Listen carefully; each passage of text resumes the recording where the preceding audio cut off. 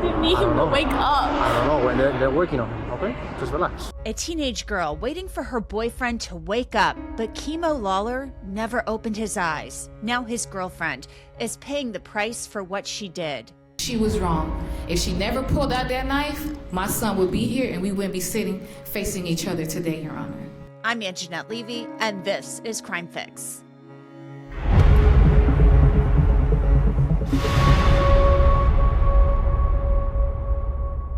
Yakheim Lollar was a beloved son and brother. His parents called him Keimo. Keimo played football at Northwestern Senior High School in Miami, Florida. Keimo had a bright future ahead of him, but his life ended suddenly and unexpectedly on December 20th, 2024, at the hands of his girlfriend, Jahara Malik. And now Jahara has pleaded guilty to a manslaughter charge, and she's learned her punishment for the crime. Surveillance cameras recorded many of the moments leading up to the end of Keimo's life that night in December of 2024. At 10:34 p.m., Jahara can be seen at a door of an apartment complex with a friend. They are laughing and having fun. The friend is carrying some bags. It's just a couple of teenagers hanging out, doing what teenage girls do. 7 minutes later, at 10:41 p.m., another camera records Jahara and Keimo, and they can be seen walking into a stairwell. Keimo is wearing a hoodie. Jahara seems playful, and they both walk up the stairs. Then 16 minutes later, at 10:57, Keimo comes into frame, and Jahara runs toward him. Her purse drops to the ground, and she runs towards Keimo. About 2 minutes pass, and Jahara comes back into frame, her cell phone in her hands. She dials 911, and police arrive on scene about 6 or 7 minutes later. A detective testified about the videos. So who's the person in the hoodie? The victim. And who's the person in the tank top? The defendant. All right. So, at any point as you watched this particular footage, was there anything about this footage that led you to believe that the defendant was at any point afraid of the victim? No, ma'am. Did she appear to be in any type of distress? No, ma'am. And in fact, she at some point is like smiling and joking with him? Yes, ma'am. A surveillance camera recorded part of what happened between Jahara and Keimo right before he was stabbed. Take a listen.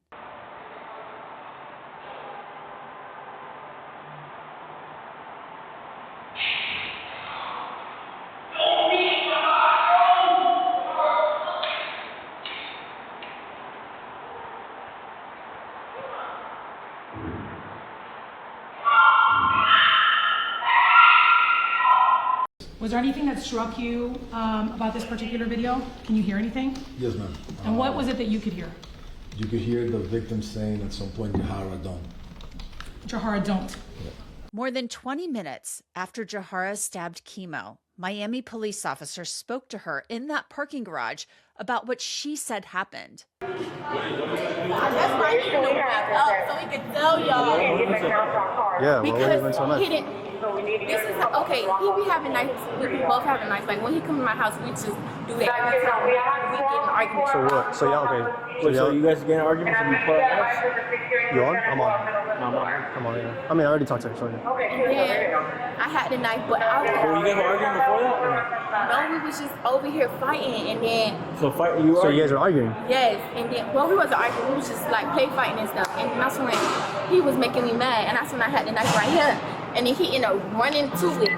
But I'm not thinking, because he already knew I had it. He was trying to get it from me, but he ended up running to it. All right. Do you have an ID on you?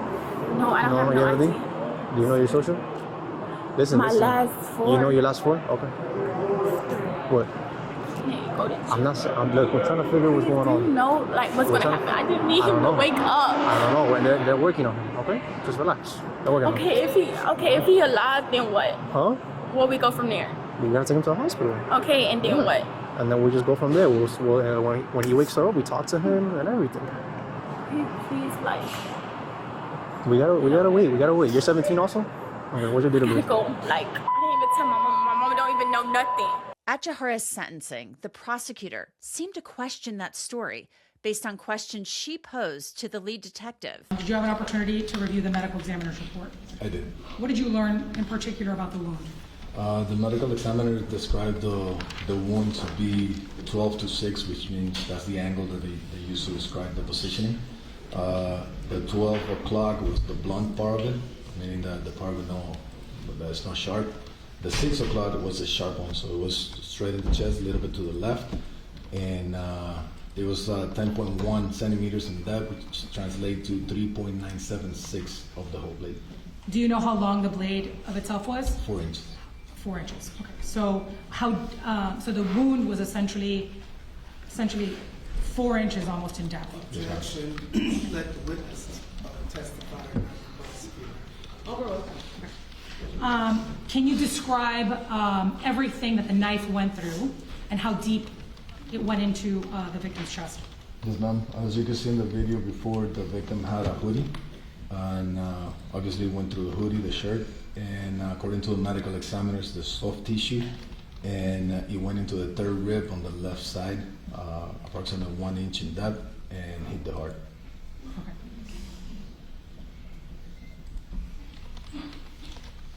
So when we're talking about the way that the knife, we talked about 12 and 6, just so the court can kind of have a visual.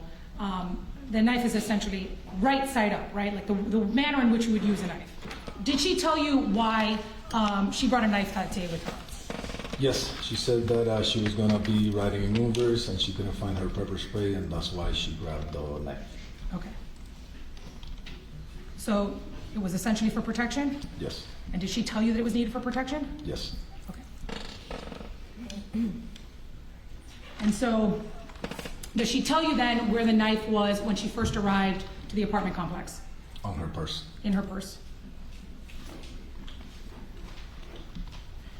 Does she tell you why she pulls out the knife? Separate from the statement that she gave in the camera, to us, she said that she was going to call her friend Tate, and the phone was inside the purse together with the knife, and she grabbed both at the same time. So did she demonstrate for you how she said she was holding the knife? She did. And how was she? Can you show for the court?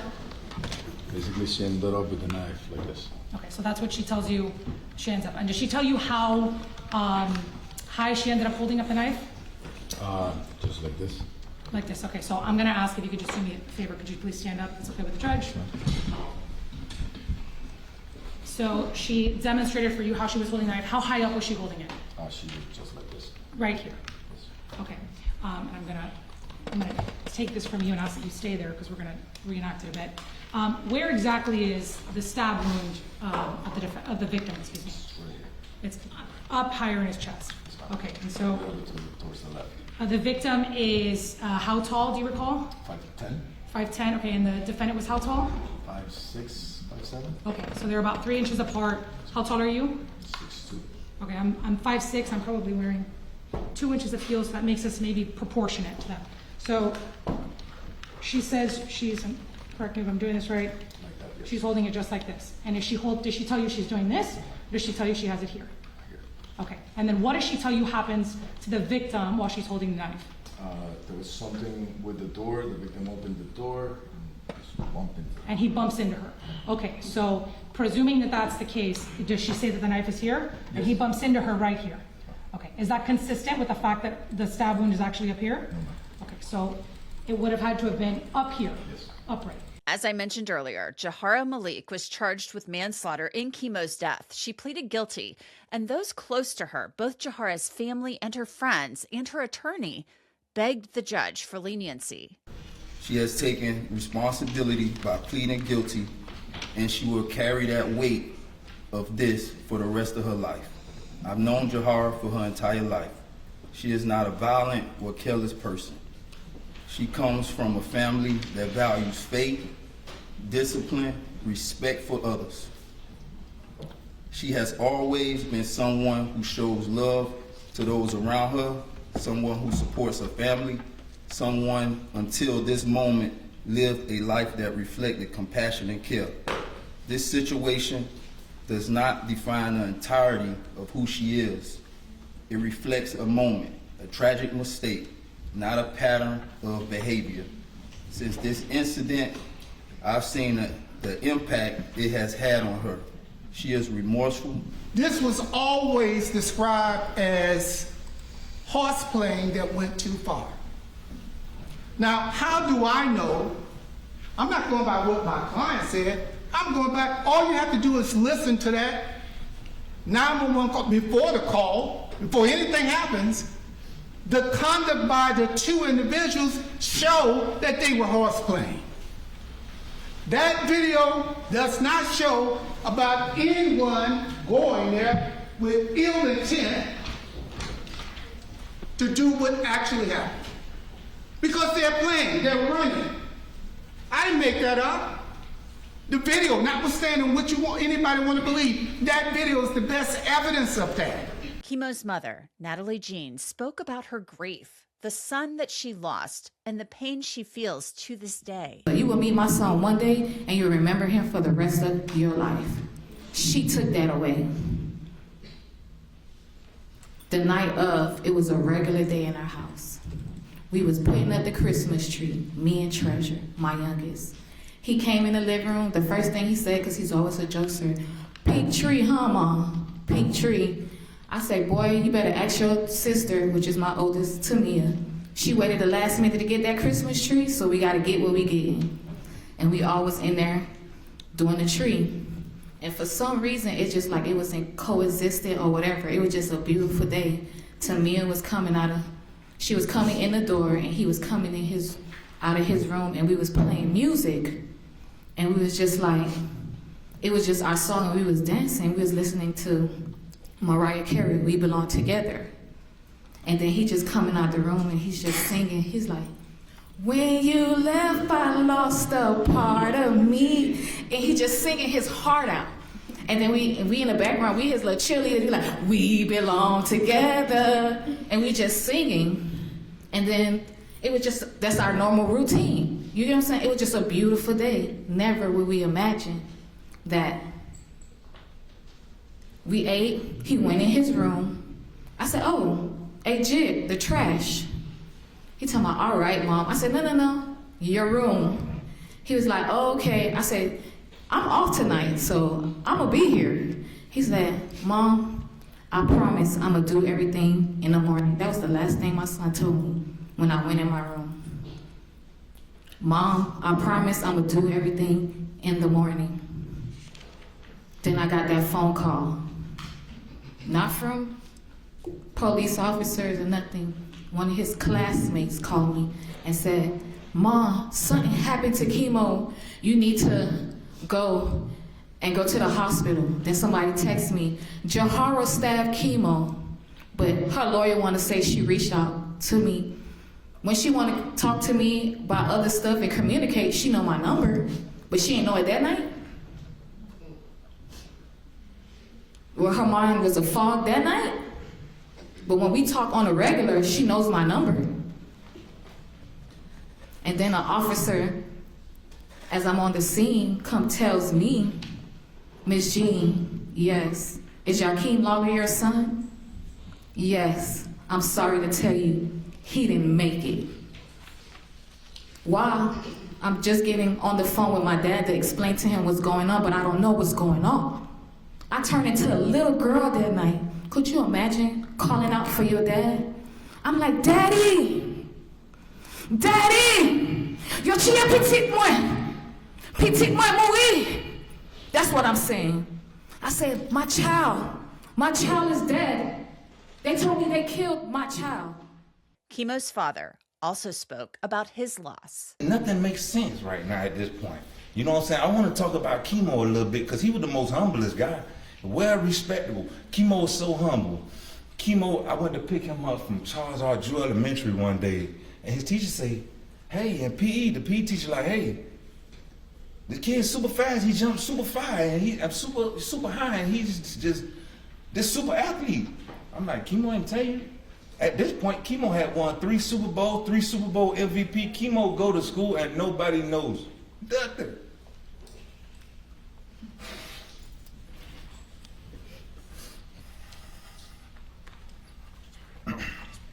He was 10 years old at that point, all right?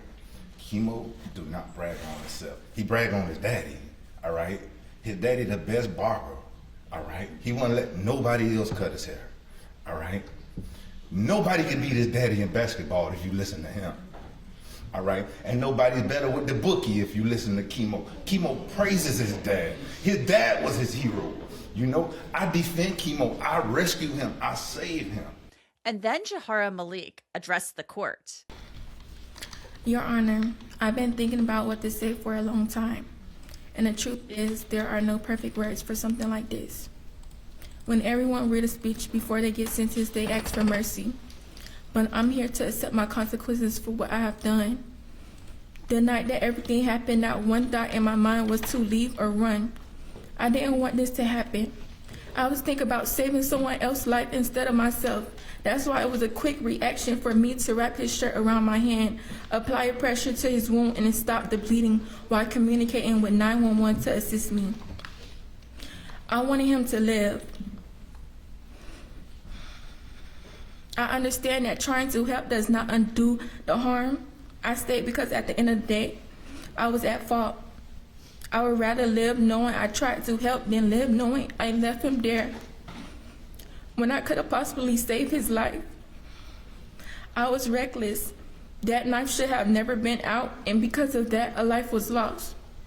I was wrong for what I did, and every day I sit and think about the damage I caused. The family wants me in prison, but I'm in my own prison for the rest of my life. I understand that I have to be very mindful when it comes down to this, to making decisions and being more, being more aware on choices that have consequences behind them. This situation forced me to sit with myself in a way I never had to before. I had to grow up fast. I had to reflect. I had to reflect on who I am and who I want to be. I know I can't change the past, but I can change how I am moving forward and become a better person than I was before. To his family, I know an apology cannot do anything for you all, but after that night, I tried numerous times to reach out. I wanted to call Miss Nat and his dad so bad just to tell y'all how sorry I am and beg for your forgiveness, but I couldn't legally. I love y'all son so much, and I never wanted this to happen to him. This was my best friend, my love, and someone I could vent to about any and everything. He was a good person and definitely should have been here. Now, during this hearing, it came out that Jahara had given inconsistent accounts of what happened that night, and detectives said they had learned that she had also shown aggression toward Keimo in the past. We would have been getting ready for prom and graduation right now. This is a sad situation.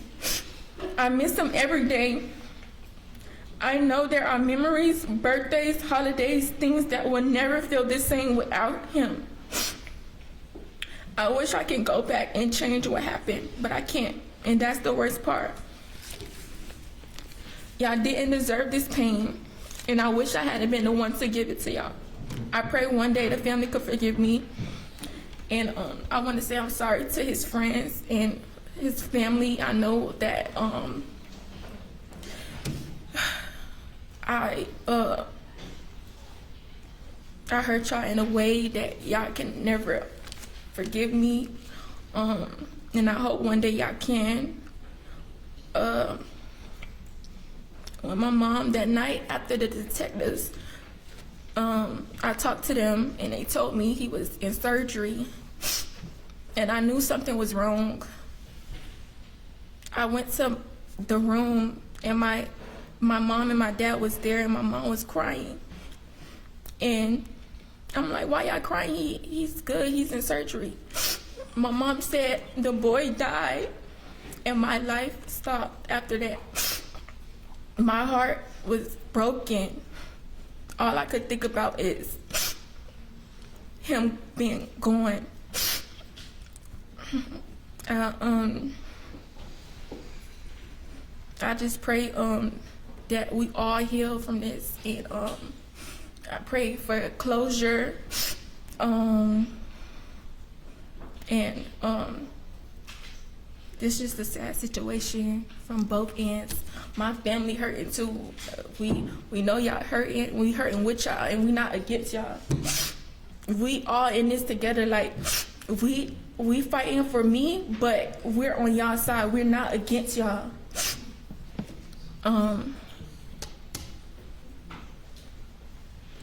Yes, thank you. Then it came time for Judge Hernandez to sentence Jahara Malik.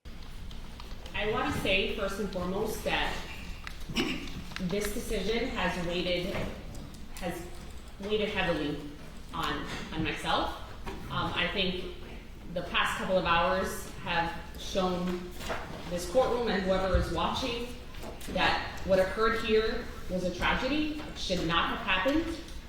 And no matter what this court does, it's not going to restore the loss that your family has gone through and what your family will continue to go through. And I want to recognize that loss.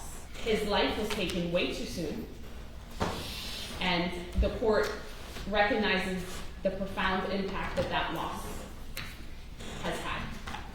And I want to make sure I emphasize that. The court also recognizes that Ms. Malik, you are young. You are a young woman, but youth does not excuse what occurred that day. The law takes it into account and recognizes that it is your youth that affects your decision making and it affected your judgment. But your youth does not excuse the foreseeable consequences of the choices that you made. The defense has moved for downward departure based on the offense was committed in an unsophisticated manner and it was an isolated incident for which the defendant has shown remorse. The court will find that the defense has failed to prove by competent and substantial evidence and by preponderance of the evidence that has been met. Although I do believe that you are remorseful, I do not believe that this was an isolated incident of aggression towards the victim based on the evidence that was presented here in court. And I also do not believe that this was done in an unsophisticated manner. And the reasons why the court finds that is the most dispositive evidence of what occurred that day was the medical examiner's report.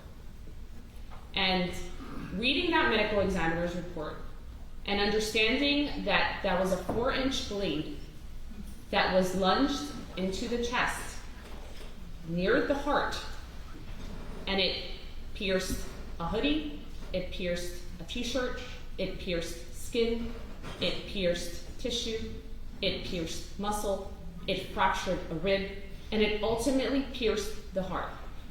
The amount of force that was required to inflict that wound was not accidental. The judge could have sentenced Jahara Malik as a youthful offender. The state wanted her sentenced to 20 years in prison and 10 years probation. Her lawyer argued for a lesser sentence. The judge had a tough decision to make. Ms. Malik, the court will sentence you to 17 years in Florida State Prison, followed by 5 years of reporting probation. Special condition of that probation, you will have to go a mental health evaluation and abide by any treatment if necessary. You will have to write a letter December 20th of every year that you are on probation, acknowledging what had occurred and how it has affected your life. And I do not take this sentence lightly. Ms. Malik, this is not something that this court wanted to do, but I have to impose a sentence that I believe holds you accountable, recognizes the severity of the offense, and is something that's appropriate in light of everything that I've heard. After sentencing, Jahara Malik was transferred to the Miami-Dade County Jail. She will later be transported to a Florida prison where she will serve her sentence. And that's it for this episode of Crime Fix. I'm Angenette Levy. Thanks so much for being with me. I'll see you back here next time.